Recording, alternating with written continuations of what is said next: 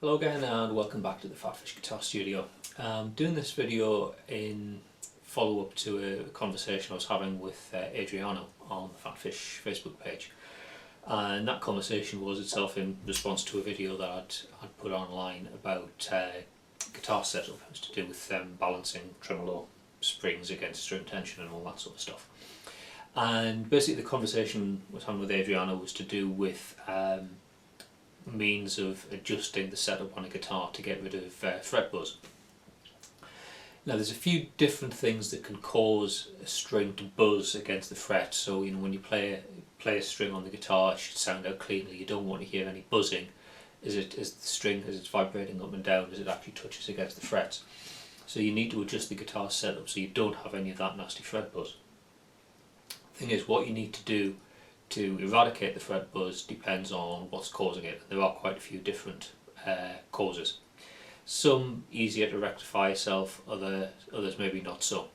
So I thought what we'll do in this video is just look at those potential causes of fret buzz and explain what you can do either yourself or what you might need to ask a professional luthier to do to get your guitar playing properly. So what we're talking about is where the string is vibrating when it's being played, and during the course of its vibration it's actually touching against a fret and you're getting a nasty buzzing sound because it affects the clarity of the tone. Even when you're electrified, you're not going to be getting such a strong signal from the pickup because the string is not vibrating cleanly.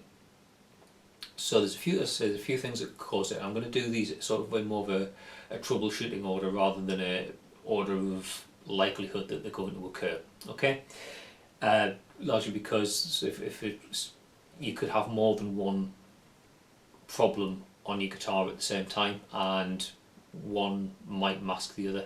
Anyway, you'll see what I mean as we get into it. So first off, we're going to look at how you can eradicate, or how you can identify in the first instance, any frets that are too high, individual frets. Because if you think about your guitar, as you pick it up and you play it every day, it's going to feel like the same guitar to you every time, but there are going to be very slight variances. Now guitars are surprisingly responsive to atmospheric conditions and things like heat, cold, particularly humidity. Now you might think that your house is a fairly comfortable sort of place, but you'd probably be surprised at how much variance there is in temperature and humidity. Because chances are, particularly in the winter months, some rooms will get quite cold. You're not going to be heating your house 24 hours a day. The heating's going to be off when you're out at work or whatever. And those changes in temperature can cause the fabric of the guitar to shift ever so slightly. Now you know from science that when things get hot they expand, when they cool down they contract. So things like the frets, there might be a little bit of movement there. What I'm thinking of particularly is the effect that the heat and humidity has on the guitar. If you get down to a microscopic level, the metal parts like the frets are pretty much solid metal. But when you look at the neck in the wood, there's an awful lot of air. There's all these wood fibres and so on that trap air, and as that heats up, expands, gets humidity from the air, it will change size and it'll want to move. And there's little bits of give, tiny amounts, but it's enough to affect the way that the guitar plays. And one thing that can happen is, and don't forget that your guitar is under quite a lot of load. There's a lot of tension on each individual string, and that the neck's got to be braced kind of against that, so there's lots of forces involved. So if there's a little bit of give in one way, it can cause the guitar to shift ever so slightly. And one thing that can happen is that the frets start to lift out of the fingerboard ever so slightly. So when a guitar's made, the frets are hammered in. Some manufacturers glue them in, some manufacturers just rely on the tangs of the fret gripping into the wood. But in either case, the frets can start to lift, and what will happen there is you get a fret that's a little bit too high, and that can sometimes be the cause of buzzing because it's just sticking up a bit more than it should. And this is something you can check for using a tool called a fret rocker. Now a fret rocker is basically, it's a four-sided piece of metal. The sides are all different lengths. The longest side is long enough to span the distance of 3 frets on the fingerboard, and the shortest side is short enough to only cover up 3 frets at the top end of the fingerboard. Okay, so I'll show you how we can check the frets along the fingerboard to check for any high frets. So by rights you should be using something like a fret rocker tool for this, but if you haven't got one, you probably find that there's things in your house you can improvise with. For example, just a credit card. Now I've got one of these free 30-day Amazon Prime free trial cards. That's ideal. Credit card size piece of plastic, and I can just use that as a straight edge along the fingerboard. It spans quite well at the lower frets. I put that on the neck between the 1st, 2nd and 3rd frets, and that's level. It doesn't seesaw. Likewise between the 2nd, 3rd and 4th, it's fine, it's not seesawing. If you imagine if that 3rd fret was too high, when I put the card on between the 2nd, 3rd and 4th, the 3rd fret was too high, then it would rock backwards and forwards because the fret would be acting like a pivot. So what you need to do is just go down and try each set of three frets in turn, making sure that you don't get any rocking. As you move up the frets, so you get beyond sort of like the 9th fret, you find that the card is too long and it's covering 4 frets and you only wanted to cover 3. So change it to a shorter side and keep going. You can get a little ways more up the neck before that starts to be a little bit too long, and you need something shorter to span the frets higher up. But like I say, if you look around your house, you should find something reasonably firm, like I say, like credit card size piece of type of plastic, with a straight edge that you can use just to improvise to give you a reasonable check as to whether or not the frets are level. Now the cause of that high fret could be that the fret's starting to lift out the fingerboard slightly, or it could be that the frets either side are getting a little bit worn and the high fret needs to be dressed down with a crowning file. It's the sort of job you need a luthier to do, because you do need specialist tools to do that sort of job. So if you check the guitar out for high frets and you know that the frets are all pretty much level all the way down, the next thing we need to look at is how straight is the neck. Now the neck is fighting against the tension in the strings. Now wood on its own is surprisingly strong. I mean, if you look at all the ways timber's been used over the years in construction, but as I said before, it does have a certain amount of give to it. When it's been used in the guitar neck, it needs to be fairly rigid and to be able to fight against the tension in the strings. So inside of the guitar neck is a thing called a truss rod. The truss rod basically is a metal rod, and it's constructed in such a way that it can be screwed in or screwed out of the guitar neck. And as the tension on the truss rod is tightened, it'll cause the neck to curve. Why would you want to do that? If you think about your guitar like that, if there was no truss rod in the neck, then the tendency would be for the neck to do that from the nut end as the strings are pulling it towards the bridge. So what you've got inside the neck is the truss rod, and that's tightened in such a way that it'll fight back to try and pull the neck in that sort of direction to keep it straight. Now if that truss rod is adjusted properly, the neck will be nice and straight. If the truss rod's too slack, then your neck is going to be sort of banana shaped that way. If it's too tight, the neck's going to be kind of banana shaped that way.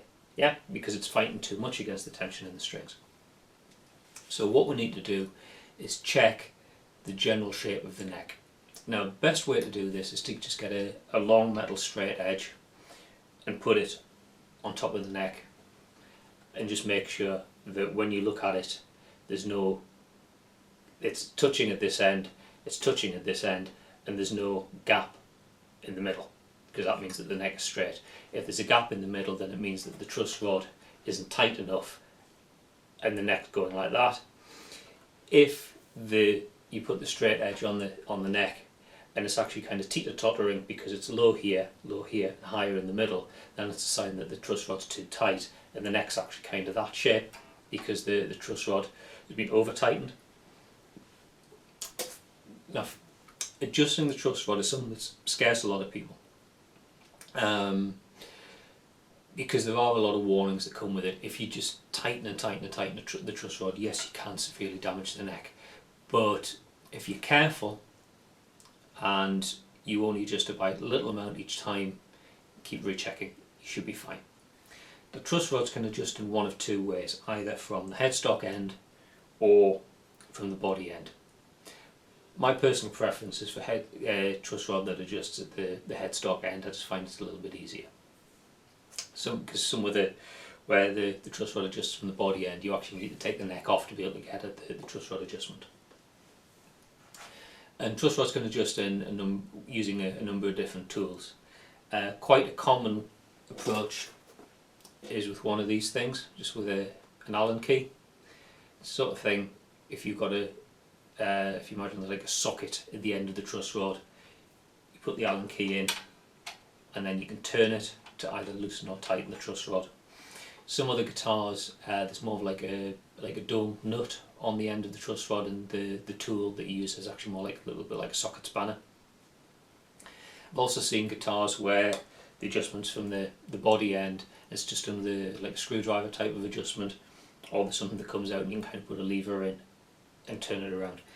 Like I said, it varies from guitar to guitar. Now when you got your guitar, if you bought it new, by rights you should have got a little bag full of tools and things that you'll need, the right Allen keys for adjusting the bridge and adjusting the truss rod and so on.